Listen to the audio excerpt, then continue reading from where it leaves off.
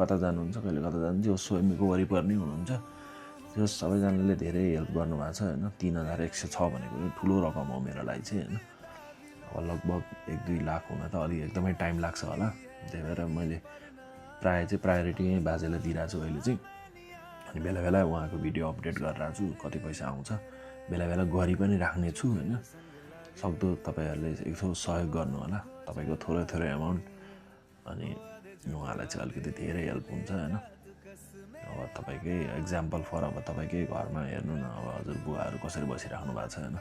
टन्न खाना मिठो मिठो खाना अनि आनन्दले निन्द्रा है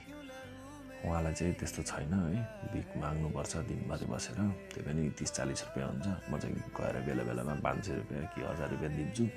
खाना नि खुवाउँछु अब आज बर्थडेको दिन थियो अनि आज पनि खुवाउन लाएको थिएँ अब पानी पनि पर्यो अनि यता यता मात्रै गएँ म चाहिँ त्यही आमाको गएँ